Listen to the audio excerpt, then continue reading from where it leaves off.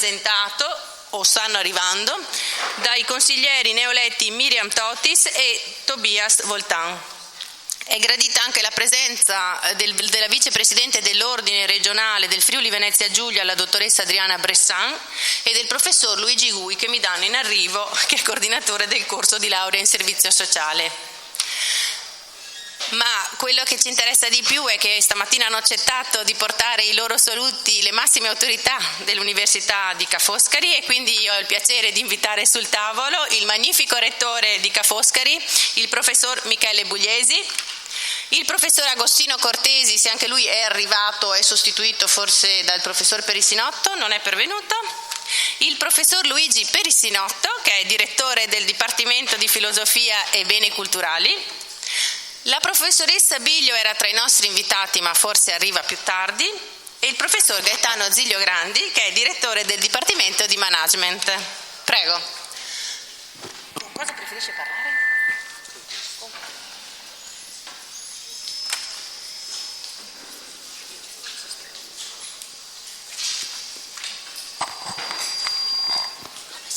Buongiorno a tutti e benvenuti.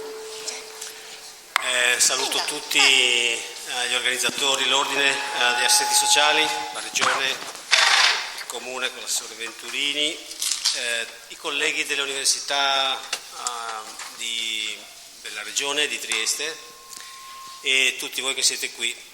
È una giornata importante che affronta un tema importante, quello della formazione e attivazione di tutti i processi che attengono al servizio sociale. È un tema di enorme attualità in un periodo in cui le tensioni sociali sono sempre più ampie, e quindi il ruolo di questa vostra azione e l'importanza di questa vostra azione cresce giorno dopo giorno. Il tema sociale a Ca' Foscari è stato un elemento di attenzione da tempo. Ca' Foscari ancora nel 2010, nell'approvazione del nuovo statuto a seguito della riforma Gelmini, ha incluso la sostenibilità tra i propri articoli, nelle premesse dello statuto, e ha inteso declinare la sostenibilità in un senso molto ampio, certamente ambientale, l'ecosostenibilità, ma anche in termini ugualmente intensi e significativi sul lato sociale, mirando a promuovere tutte le azioni possibili che attengono di fatto a una delle missioni dell'università, tutte le azioni volte a promuovere l'integrazione sociale, ad accompagnare le trasformazioni e a garantire l'inclusività nei processi di formazione, di accesso al lavoro e a tutti i servizi di quello che è di fatto il bene comune. Questo è una parte della nostra azione su questi temi, che segue a una lunga tradizione che a Ca' Foscari abbiamo sulla formazione curricolare, con i corsi di laurea, i corsi di laurea magistrale e i master. Abbiamo in particolare un corso di laurea in scienze della società e del servizio sociale, un corso di laurea magistrale in lavoro, cittadinanza sociale, e un master che è uno dei master più di successo in termini di partecipazione, in termini di risultati e di soddisfazione da parte di chi lo frequenta e di apertura di opportunità di impiego, è il master sull'immigrazione, sui fenomeni migratori e le trasformazioni sociali. Questo è un grande evento, è un evento ormai ricorrente, è la testimonianza dell'importanza. È una sala che raramente si riempie in questi termini, e siamo felici di potervi accogliere così numerosi. È un segnale importante la presenza delle istituzioni. Questo è un tema sul quale l'università certamente hanno un ruolo di leadership in termini di attivazione dei processi e di guida del percorso scientifico che sottende a quei processi, ma è evidente che l'efficacia dell'azione si svolge solo attraverso la cooperazione di tutti gli stakeholders, come si dice, e quindi delle istituzioni, del comune, della regione, degli ordini professionali che direttamente coinvolgono gli operatori, e agli operatori va l'ultimo, ma il primo in realtà, ringraziamento per il lavoro che svolgono giorno dopo giorno con una difficoltà sempre maggiore, con una necessità di trasformare la loro azione in risposta alle trasformazioni della popolazione che incontrano e delle tensioni che le attraversano. Il tema della cultura della dignità dei diritti in un'economia mondiale che cresce, ma diciamo, cresce in modo non uguale, è certamente importante, estremamente attuale, ed estremamente attuale anche nelle conseguenze che queste diseguaglianze generano diciamo, a tutti i livelli, e delle tensioni sociali e non solo, i cui effetti guardiamo con preoccupazione giorno dopo giorno.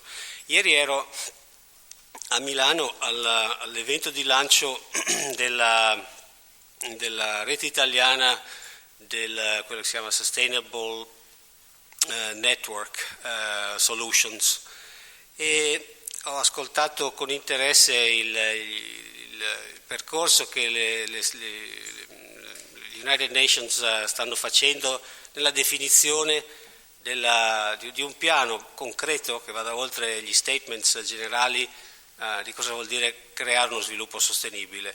C'era Jeffrey Sachs, che è un economista molto ascoltato, consigliere di diversi capi di Stato e ha assistito a diversi processi, che ci ha descritto l'operato delle Nazioni Unite, la difficoltà di raggiungere un equilibrio, di raggiungere common goals verso l'unico obiettivo che olisticamente viene definito sostenibilità, ma che per l'appunto abbraccia e ricomprende tanti ambiti di azione. Questo processo ha seguito al fallimento della conferenza di Copenaghen 6 anni fa, in cui i capi di Stato non erano riusciti a trovare alcun accordo. Dopo 6 anni si è finalmente giunti a definire una comune agenda che si raccoglie intorno a 17 obiettivi di sviluppo sostenibile, almeno una buona parte dei quali riguarda il sociale.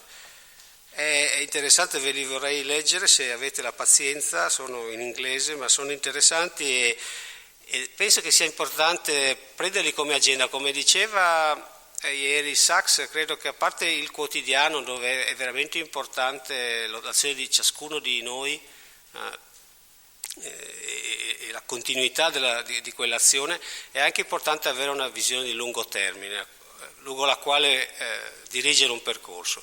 E gli obiettivi sono un modo per porsi per dare una direzione a quel percorso, e senza una direzione quel percorso si perde.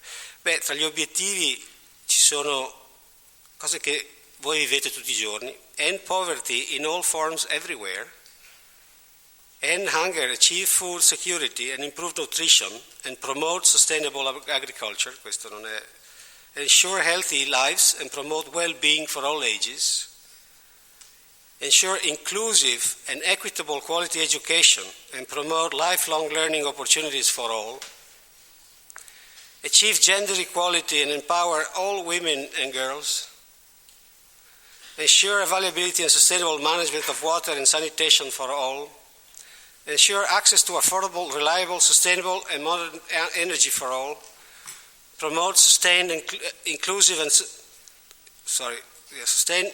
sustainable economic growth, full and productive employment and decent work for all, build resilient infrastructure, promote inclusive and sustainable industrialization and foster innovation, reduce inequality within and among countries, make cities and human settlements inclusive, safe, resilient and sustainable, ensure sustainable consumption and production patterns, take urgent action to combat climate change and its impact, conserve and sustain the oceans, seas and marine resources for sustainable development, protect, restore and promote sustainable use of terrestrial ecosystems, sustainably manage forests, combat desertification and halt reverse land degradation and halt biodiversity loss, promote peaceful, inclusive societies for sustainable development, provide access to justice and build effective, accountable and inclusive institutions at all levels,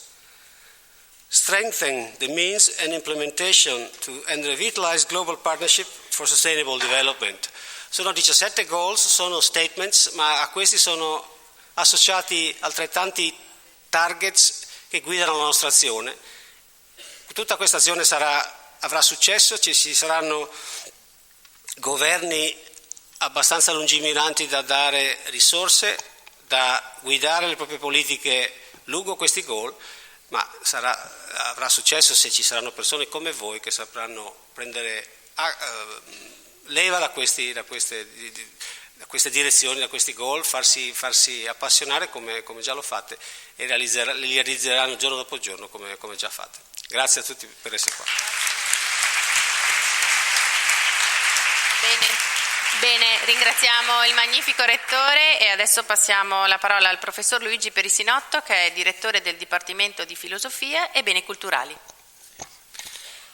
Sì, innanzitutto vi porto i saluti del Dipartimento di Filosofia e Beni Culturali, perché questa giornata di studio sia una giornata di studio significativa e da cui si possa uscire avendo imparato cose nuove e aver condiviso esperienze e progetti di ricerca comuni.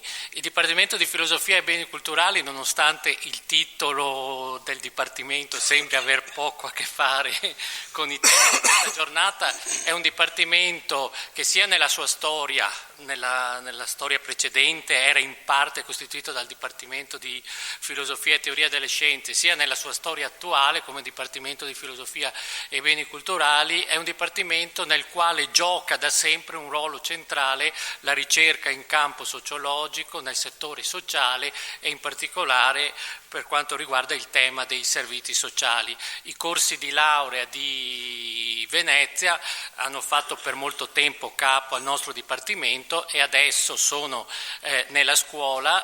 Il professor Cortesi credo che sia in ritardo, ma se non arriva porto anche a suo nome i saluti come presidente della scuola. Sono nella scuola di servizi sociali, in questo momento non mi ricordo esattamente il nome, e politiche pubbliche, a cui il nostro Dipartimento dà un ruolo importante come docenza. E tra i relatori ho visto ci sono alcuni dei nostri più importanti docenti e anche a livello organizzativo. Ora, il Rettore ha già detto tutto sull'importanza di questi temi. Io sono un filosofo del linguaggio e vi faccio solo un'osservazione come viatico a questa giornata che nasce dal titolo che avete dato per questa giornata. Il titolo è: Le società prosperano quando la dignità e i diritti di tutte le persone sono rispettati. Allora, non so se quando è stato scelto il titolo è stata fatta questa riflessione linguistica, ma qui è stato usato il modo indicativo. Non c'è né interrogazione né punto di domanda, esclamazione. Questo è preso, per così dire, come un dato di fatto. È da qui che partiamo, modo indicativo, quasi nella forma di una constatazione. Certo, da molti punti di vista non è una constatazione, perché succede A, che le nostre società non prosperano, spesso e volentieri, B, che si ritiene che possano prosperare anche in assenza di dignità e di diritti dell'uomo. Ecco, credo che però sia, come si dice, nella struttura stessa dei servizi sociali, delle assistenze sociali, di chi opera in questo campo, prendere questo fatto come un fatto, un dato di fatto, qualcosa che non si può mettere in discussione, da cui partire e intorno a cui costruire.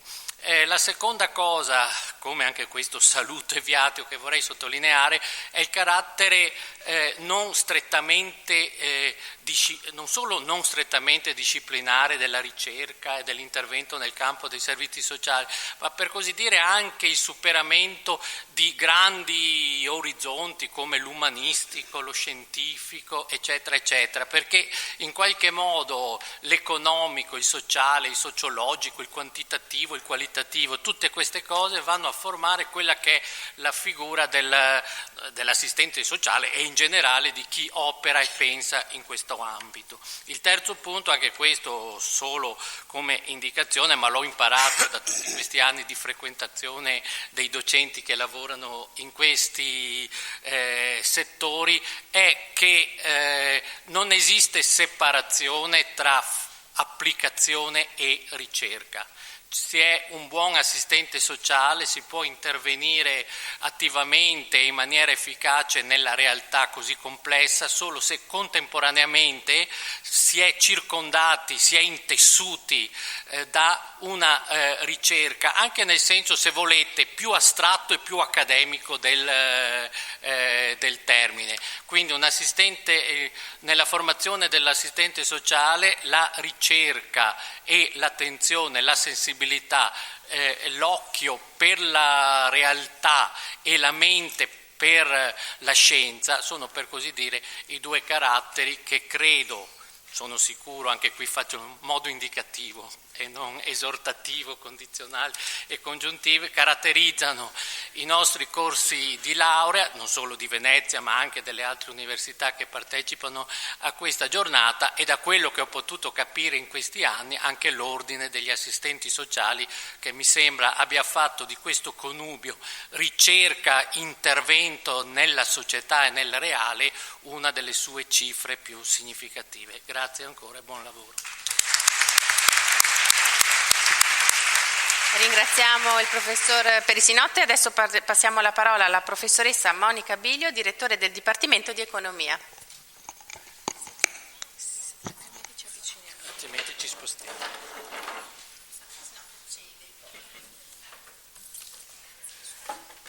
Le gerarchie si ristabiliscono sempre.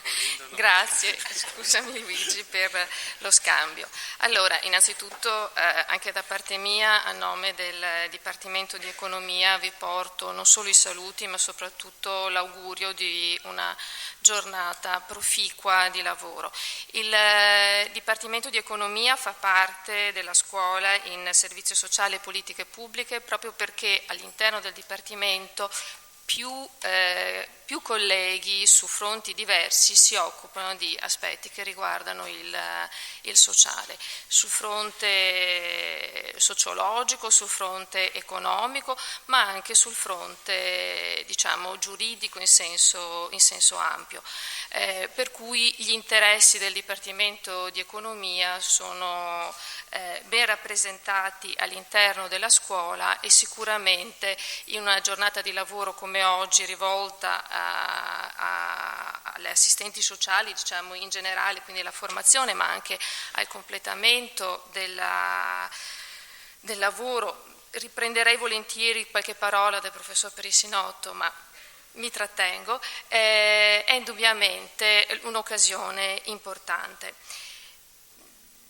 Molto è già stato detto, mi permetto una riflessione, se volete anche un pochettino personale, però l'aula in cui siete è stata dedicata un paio d'anni fa a Guido Cazzavillan, precedente direttore del Dipartimento di Economia e che è prematuramente mancato. Sicuramente la sensibilità del collega era tale per cui oggi avrebbe gioito del fatto di avere veder qui svolto un convegno di questo tipo, dedicato a dignità, diritti e soprattutto al sociale. Per cui da questo punto di vista ringrazio anche gli organizzatori, tutti quanti, per aver scelto questo luogo che dal punto di vista mio, di molti colleghi, sono sicuro anche loro, dà un significato particolare sia al luogo che alla giornata.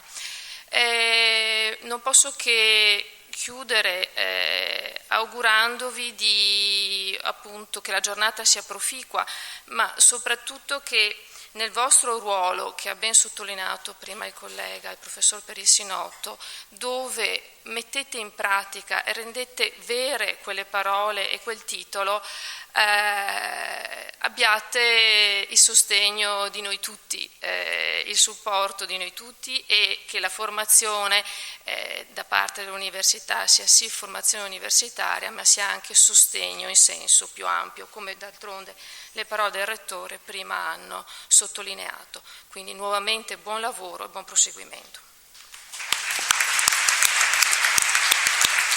Ringraziamo la professoressa Biglio e passerei la parola al professor Gaetano Ziglio Grandi, che è direttore del Dipartimento di Management. Grazie. Intanto grazie agli organizzatori per aver pensato a San Giobbe. Io parto da una posizione, diciamo così, di vantaggio, perché sono stato docente nei corsi di assistente sociale per il servizio sociale. Faccio parte anch'io ovviamente della scuola in quanto direttore del Dipartimento di Management, ma soprattutto sono un giuslavorista. E allora quando leggevo il titolo che vi siete opportunamente dati, le società prosperano quando la dignità e i diritti di tutte le persone sono rispettati, non ho potuto non pensare allo strettissimo legame che sussiste tra il lavoro e i temi di cui vi appassionate e che quotidianamente affrontate.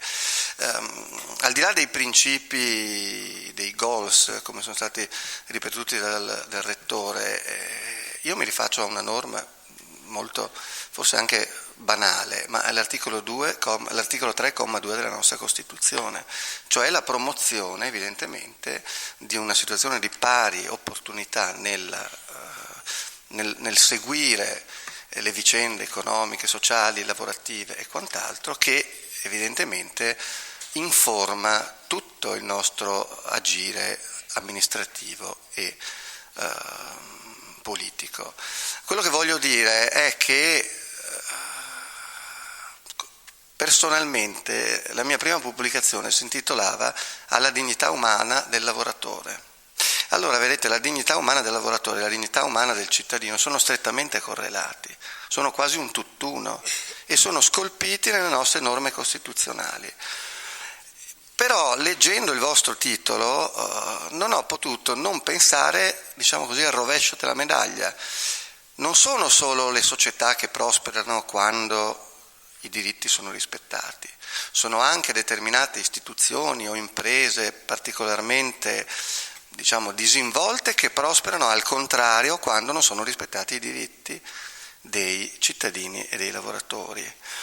Il problema, e lo dico a questo punto da direttore di un dipartimento che si occupa tendenzialmente delle imprese, dell'attività imprenditoriale profit e non profit, il problema è che anche qui le due prospettive si tengono, c'è lavoro dove c'è impresa dove c'è lavoro. E potremmo dire, alla luce dei recenti interventi normativi, c'è sempre più bisogno di lavoro autonomo. E questo lo dico in una regione nella quale il lavoro autonomo è parte fondamentale del tessuto produttivo.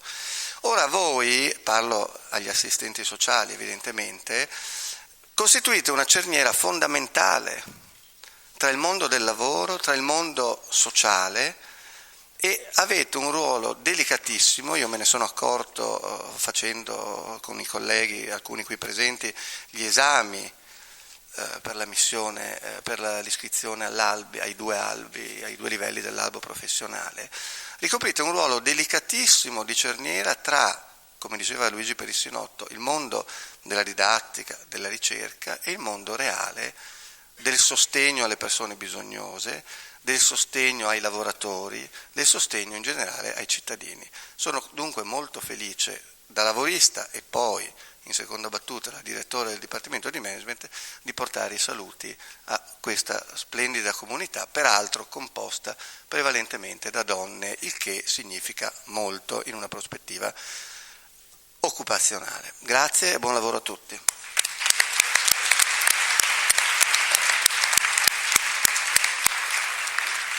Bene, Ringraziamo i rappresentanti dell'Ateneo, loro hanno dedicato uno spazio del loro tempo, so che devono andare ad occuparsi di l'altro, per cui se li lasciamo e li salutiamo. Grazie.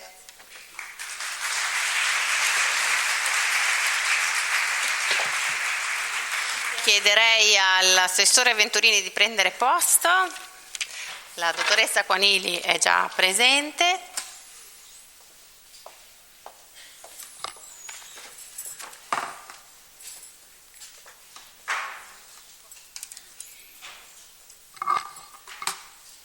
In rappresentanza della città dove si svolge la giornata mondiale del servizio sociale 2016 è presente per il Comune di Venezia l'assessore alla coesione sociale e allo sviluppo economico, il dottor Simone Venturini.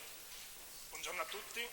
Buongiorno a tutti, grazie dell'invito, grazie agli organizzatori e un saluto particolare alle autorità accademiche e agli ordini presenti. Ma il mio vuole essere un saluto a chi oggi è in trincea. Perché fare oggi assistente sociale è un lavoro molto impegnativo, è forse il periodo peggiore per farlo, perché si combinano una serie di fattori, e con questo non voglio demoralizzare nessuno, anzi, ma si combinano una serie di fattori che rendono davvero difficile il vostro servizio, perché prima che un lavoro è un servizio ed è anche una missione per molti. Allora perché è difficile? Perché abbiamo degli strumenti vecchi, abbiamo una concezione, un sistema nazionale e poi nei vari enti di vecchia concezione, abbiamo un momento di contrazione delle risorse economiche disponibili e abbiamo in maniera palese un emergere di bisogni storici in maniera più acuta, ma anche nuovi bisogni, nuovi fenomeni, nuovi tipi di bisogni, nuove problematiche molto più complesse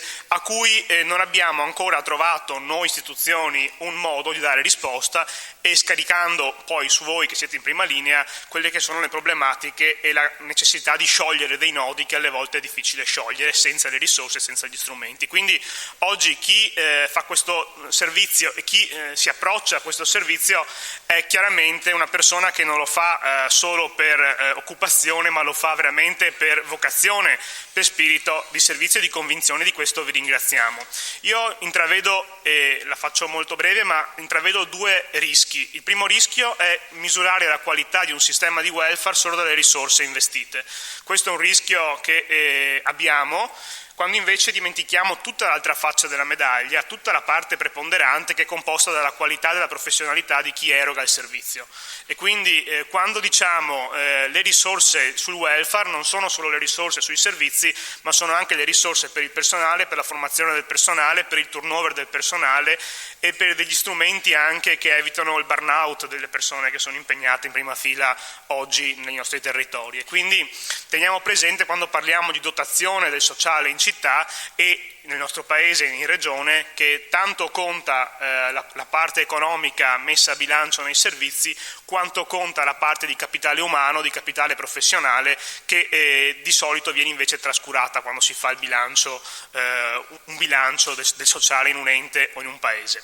Il secondo rischio è considerare l'assistente sociale quale membro di una catena di montaggio, pezzo di una catena di montaggio in cui c'è un regolamento, c'è un bisogno, incastra, inserisce, incastra e fa. In realtà no, ogni caso è a sé e ogni assistente sociale nel suo lavoro non fa semplicemente un pezzo di una catena di montaggio, ma ogni caso lo valuta, lo gestisce in una complessità tale che non è possibile inquadrarlo in schemi rigidi, e quindi rivalutare la figura dell'assistente sociale dandogli strumenti più flessibili e dandogli anche l'autonomia e conseguentemente la responsabilità del suo operare è forse un altro strumento. Come valorizzare questa figura quale figura non di un pezzo di un ingranaggio, ma quale figura autonoma dotata di poteri flessibili, strumenti flessibili e risorse flessibili, perché oggi i bisogni non sono quelli di una volta e oggi è difficile inquadrarli in 4 o 5 categorie o in 4 o 5 tabelle. Quindi il vostro ruolo, secondo me, deve essere reso più autonomo e più flessibile, perché i bisogni aumentano e è difficile inquadrarli a monte dentro dei regolamenti preconfezionati. Con questo vi auguro un buon lavoro e vi ringrazio per quanto state facendo oggi e per quanto avete fatto negli scorsi convegni e seminari. Grazie. Grazie al dottor Venturini.